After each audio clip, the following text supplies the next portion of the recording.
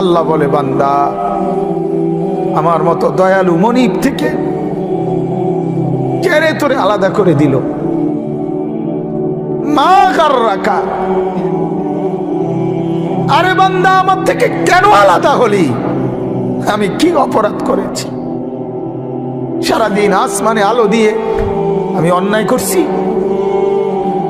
আজ আবার রাতের বেলা ঘুমের পরিবেশের জন্য অন্ধকার করে দিয়ে আমি অপরাধ করছি? মা গাররাক, এই যুবক, তোমার কাছে তোমার মালিক অপরাধ কি করছে বল না বেটা, বল। কেন সেজদা করলি না ভাইয়া? আল্লাহ তোমার কাছে কি অন্যায়টা করছে? কি অন্যায়,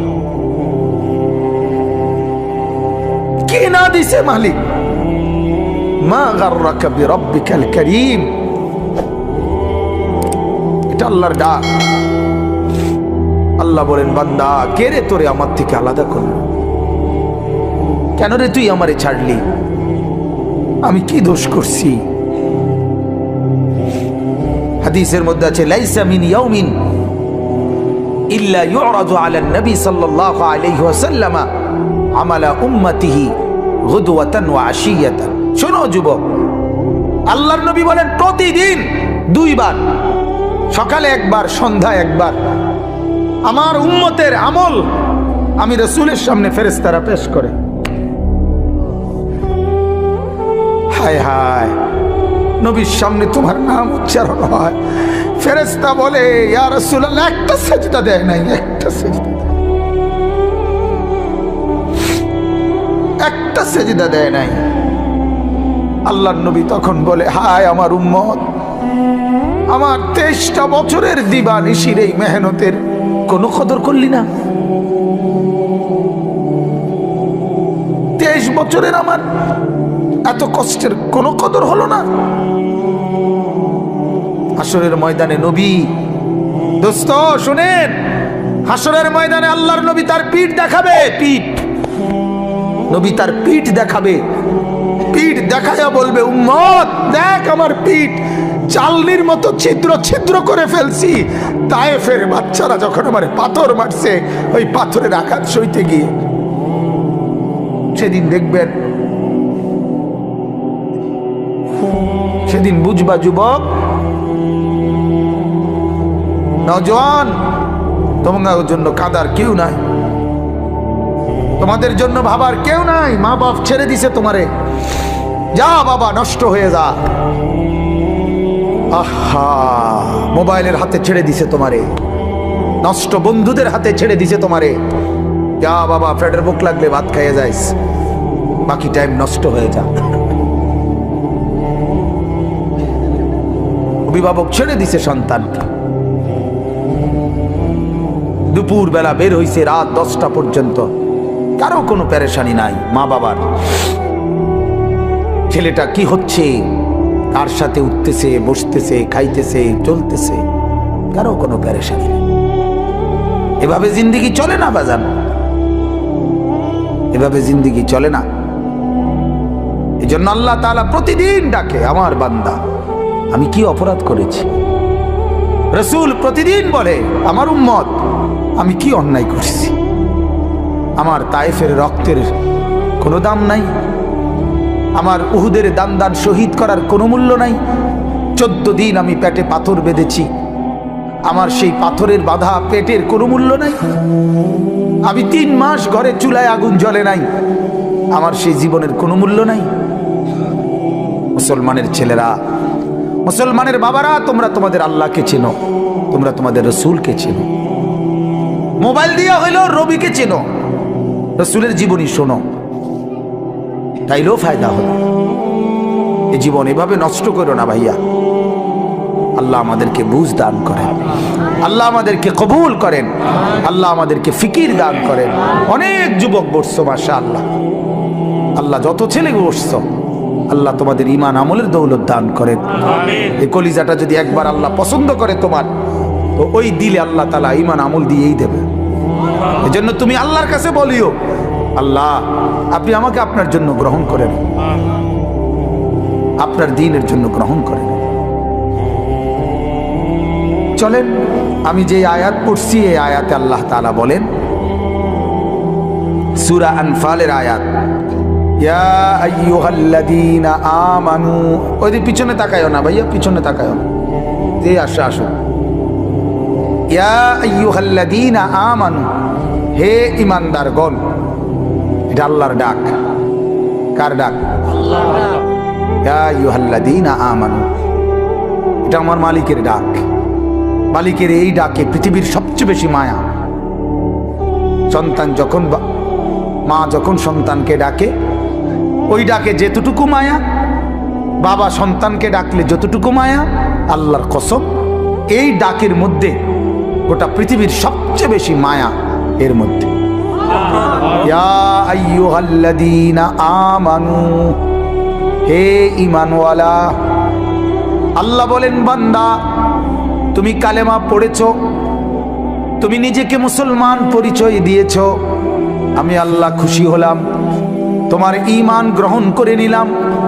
আমি আল্লাহ এই কারণেই তোমাকে ঈমানদার বলে ডাক দিলাম। এটা প্রমাণ করে যে আল্লাহ আমার ঈমান গ্রহণ করছে। বলেন আলহামদুলিল্লাহ। ইয়া আইয়ুহাল্লাযীনা আমানু, এই শব্দটি কোরআনুল কারীমের মধ্যে মোট 89 বার আছে। 89, 8, 9, 89 বার আল্লাহ তাআলা 89 বার আমাদের ঈমানদারদেরকে ডাক দিয়ে দিয়ে বলছেন। কি বলছেন? দারুণ কথা। আল্লাহ বলেন, বান্দা তোমার ঈমান আমি গ্রহণ করলাম, এজন্য তোমাকে ঈমানদার বলে ডাক দিলাম। এবার তোমারে এরকম ঈমানদার বলে ডাক দিয়ে কিছু আমলের কথা বললাম, এই কাজগুলো তুমি ঠিক মতো করবা, আমার জান্নাত আমি আল্লাহ তোমারে বুঝাই দেব। ঈমানওয়ালার জন্যই জান্নাত। জান্নাত আল্লাহ বানাইছেন কার জন্য? আমাদের জন্য। এই যে আপনারা যারা বসছেন এখানে, ছোট বড় একের বিশ্বাস আল্লাহ তাআলা জান্নাত বানাইছে আমাদের জন্য। কাদের জন্য ভাইয়া বলো না? আমার জন্য। এই তোমার জন্য, তোমার জন্য, তোমার জন্য, তোমার জন্য, তোমার জন্য। ওই যারে ধমক দিলাম দোস্ত, তোমার জন্য। রাগ হইও না, আল্লাহ তোমারে কবুল করেন, আল্লাহ তোমারে নামাজি বানায় দেন। কারোর প্রতি তো এমনি তো কোনো বিদ্বেষ নাই, ঠিক না ভাইয়া? কারোর সাথে কি কোনো আলাদা দুশ্মনী আছে কি? তো আল্লাহ তাআলা বলেন, ঈমান আমি গ্রহণ করলাম, ঈমানের বিনিময়ে জান্নাত। যত লোক ঈমানদার আল্লাহ তাআলা বলেন আমার জান্নাত তোমাদের জন্য। সুবহানাল্লাহ। ঈমানবিহীন জান্নাতে যাওয়ার কোনো কি নাই, সুযোগ নাই। জান্নাতে যাওয়ার জন্য প্রথম শর্ত হলো কি থাকা? ঈমান থাকা। ঈমান থাকা, ঈমান। একটা মজার কথা শুনেন। আমাদের খতিবে আজম মুনাজিরে জামান আল্লামা নুরুল ইসলাম অলিপুরি দামাত বারাকাতুহু, হযরতের বয়ানে আমি শুনছি। হযরত বলেন, হাসরের ময়দানে আল্লাহ তাআলা প্রত্যেকটা বান্দার আমল মিজানের পাল্লার মধ্যে মাপবেন। এটা জানেননি? মিজানের পাল্লাতে যে আমাদের আমল মাপা হবে, এটা শুনছেন? এই মাপাটা কিরকম, এটা হুজুরের সবচেয়ে সুন্দর, আমি ওনার থেকে বুঝছি। হুজুরে বলেন যে এই মিজানের পাল্লায় ঈমানদারের নেক আমল আর ঈমানদারের আমল আল্লাহ তাআলা 2 বার মাপাইবেন। কয়বার? 1 নাম্বার হলো যে ঈমান, এটা যদি থাকে, কারো যদি 1 জাররা 1 বিন্দু পরিমাণও ঈমান থাকে, তাহলে এই ঈমান একটা নেক কর্ম, মানে এটা একটা নেক কাজ। ঈমানটাই একটা কি আমল? নেক আমল। কথা বুঝছেন? এটা একটা নেক কাজ। তো আল্লাহ পাক রব্বুল আলামিন এক পাল্লার মধ্যে তার পুরা জিন্দেগীর গুনাহ এটার মধ্যে উঠাবেন। আরেক পাল্লার মধ্যে প্রথমত শুধুমাত্র ঈমানটা, এটা একবারে বিন্দু পরিমাণ হোক, সরিষার দানা, মিসকালা হাব্বাতিন মিন খারদাল। কোরআনেও আছে, হাদিসেও আছে, আল্লাহ বলছে, নবীজিও বলছে, সরিষার দানা পরিমাণ ঈমানটুকু যারা আছে, এটাই আল্লাহ তাআলা আরেকটা পাল্লার মধ্যে ফেরেশতারা রাখবেন। তাহলে এক পাল্লার মধ্যে কি? গুনাহ। আরেক পাল্লার মধ্যে শুধু ঈমানটা। এই শুধু ঈমানটা রাখার কারণে গুনার পাল্লা যদি 7 আসমানের চাইতে ভারী হয়, গুনার পরিমাণ যদি 7টা পৃথিবী বরাবরও হয়, তারপরেও এই ঈমানের এই সামান্যটুকু সমস্ত গুনার পাল্লার চাইতে ঈমানের পাল্লা ভারী হবে। আর ফেরেশতা ঘোষণা দিবে, তুমি চিরস্থায়ী জাহান্নাম থেকে মুক্তি পাইলা, খুলুদ ফিন্নার, অর্থাৎ তুমি চিরস্থায়ী জাহান্নামী হবে না। এখন ফেরেশতা বলবে, তবে দাঁড়াও, তোমার ফয়সালা এখনো শেষ হয়েছে না। প্রথমত তুমি এই নিশ্চয়তা পাইলা যে তুমি চিরস্থায়ী কি না, জাহান্নামী না। তবে এখনই ডাইরেক্ট জান্নাতে যাইবা নাকি একটু ঘুরাইন লাগবো, এইটা একটু কাম বাকির আছে। তখন ওই ঈমানটাকে সরাইয়া তার বাকি যত নেক আমল, নামাজ, রোজা, হজ, যাকাত, ওযু, গোসল, দান, সাদাকা, জিকির, তাসবিহ, তেলাওয়াত, আরো নেক আমল আছে না, এই নেক আমলগুলো এবার ওই পাল্লাতে রাখা হবে। এই পাল্লিতে রাখলে ঈমান, আরে নেক আমল এইবার আবার টান দিবে।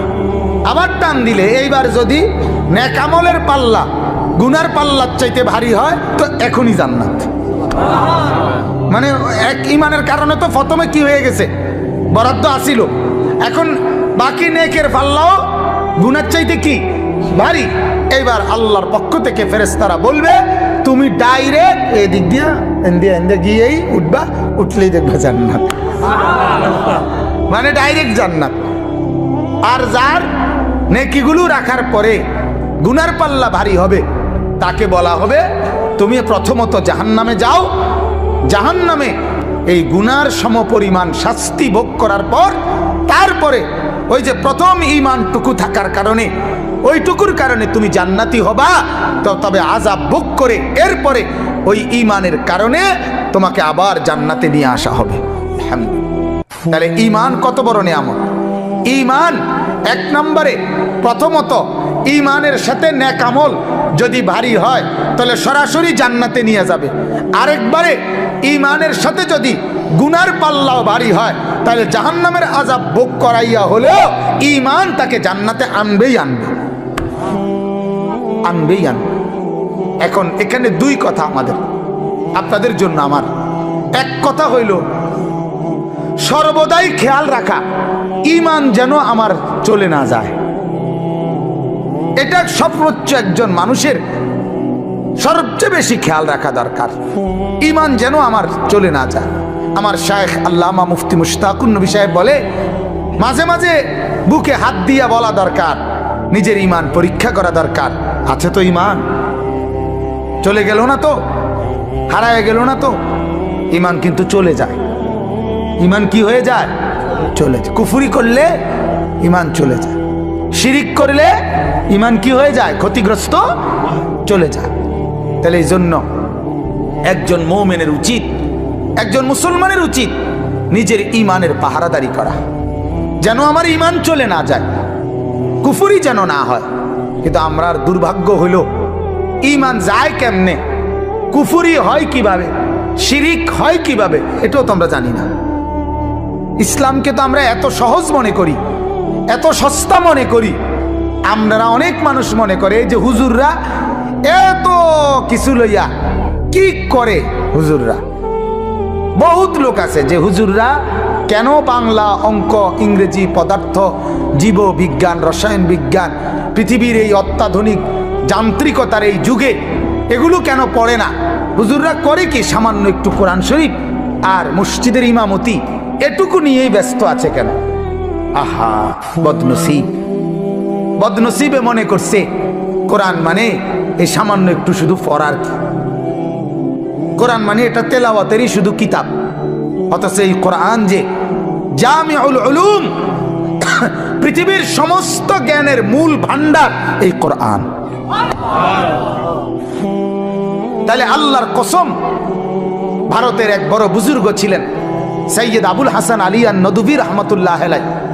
তিনি বলেন, পৃথিবীর সবাই অবসর পেতে পারে, কিন্তু আলেমে দ্বীন যারা, মাদ্রাসায় পড়ে যারা, আল্লাহর কোরআন আর রসুলের সুন্নাহ পড়ে যারা, তাদের 24 ঘন্টায় কোনো অপশন নাই। কারণ জীবনের যত শাখা, মাদ্রাসার দায়িত্ব, আলেমের দায়িত্ব, সকল শাখায় দিক নির্দেশনা দেওয়া। চাকরি, ব্যবসা, লেনদেন, কৃষি, ক্ষেত খামার, আয় রোজগারের যত মাধ্যম, মানুষের জীবন চলার যত মাধ্যম, লেনদেন, সামাজিকতা, আচার অনুষ্ঠান, বিশ্বাস, ইবাদত, আমল, হাঁটা চলা, খাওয়া পড়া, আহার নিদ্রা, হাসি কান্না, রাত দিন, অজু গোসল, যা কিছু আছে সমস্ত ব্যাপারে মানুষকে দিক নির্দেশনা দেওয়া একমাত্র উলামায়ে কেরামের দায়িত্ব, আর কারো না। ডাক্তারের দায়িত্ব সব বিষয়ে কথা বলা না, ইঞ্জিনিয়ারের দায়িত্ব সব বিষয়ে কথা বলা না, কিন্তু আলেমের দায়িত্ব ডাক্তারকেও প্রেসক্রিপশন দেওয়া, ইঞ্জিনিয়ারকেও প্রেসক্রিপশন দেওয়া, কৃষিজীবী, ক্ষেত খামার, দিন মজুর, শিক্ষিত মূর্খ প্রত্যেককে ইসলামের মাসআলা বলা, শরীয়তের বিধান বলা আলেমের দায়িত্ব। তাহলে এত বড় ভারী জিম্মাদারি যার কাঁধে, তার আবার অবসর কিসের? আমি আজকে আমার সাথে এক মাওলানা আছে, ওই মাওলানা কই, এই মাওলানারে আমি কালকে রাতেও বলছি, মাওলানা দিনের কাজ করতে চান না? দিনের কাজ করতে হলে রাত 2টা আর দিনের 2টা বরাবর মনে করতে হবে। রাতের 2টা এবং দিনের 2টা বরাবর মনে করবেন যে ইমানদারের আলেমে দিনের কোনো অপশন নেই। রাত 2টায়ও দিনের 2টায়ও উম্মত যখনই দ্বীনের জন্য কোনো তাকাজা পেশ করবে রেডি থাকতে হবে। এটা হলো আমাদের জিন্দেগি। অতএব আমি আপনাদের কাছে এটা বুঝাইতে চাইলাম, ঈমানের ব্যাপারে আমরা অবশ্যই জানা দরকার। কি কারণে আমার কুফরি হয়, কি কারণে আমার শিরিক হয়? আমাদের কাছে এই দ্বীনের তালিম তো নাই, তালিম নাই। আমরা বহু মুসলমান নিজেদেরকে স্বাভাবিকভাবে মুসলমান মনে করি। অনেক লোক আছে নিজেদেরকে নামাজিও মনে করে, নামাজ পড়েও মাশাআল্লাহ, কিন্তু নামাজের মাসআলা, ওযুর মাসআলা, হালাল হারামের মাসআলা, জায়েজ না জায়েজের মাসআলা, পাক নাফাকের মাসআলা, পবিত্রতা অপবিত্রতার মাসআলা, এগুলোর ব্যাপারে ফিকির নেই, কোনো ফিকির নেই।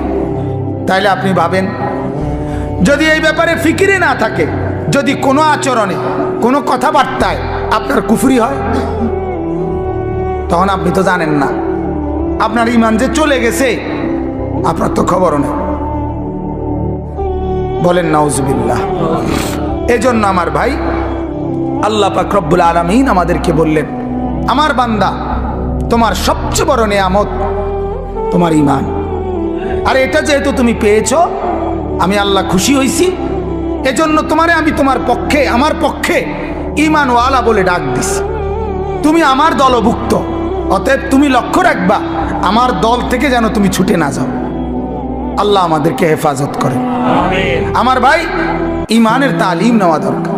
এই যে দাওয়াত ও তাবলীগের সাথীরা সারা পৃথিবী জুড়ে ঈমান ও আমলের তালিম দেয়। সকাল দুপুর বিকেল রাত সারাক্ষণ একই কথা বলে, ভাই ঈমানের মেহনত নিয়ে কথা বলা হবে, ঈমান আমলের মেহনত নিয়ে কথা বলা হবে। মানে কি? মানে বোঝা গেল ওরা 30 বছর 40 বছর পরেও এটা বোঝে ঈমানের মেহনত আজও দরকার। হাদিসের মধ্যে আছে, বুখারীর রিওয়ায়াত, সাহাবীরা একজন আরেকজনকে ডাকতেন, জিজ্ঞেস করে ডাকতেন আর বলতেন, ইজলিস বিনা, ইজলিস বিনা।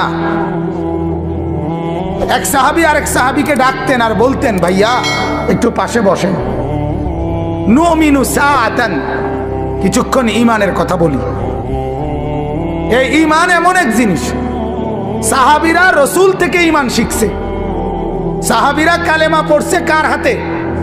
নবীজির হাতে। তবুও বলতেন একজন আরেকজনকে, ভাই বসেন, ঈমান বাড়াই, ঈমানের কথা বলি, ঈমানের আলোচনা করি, ঈমানের মুযাকারা করি।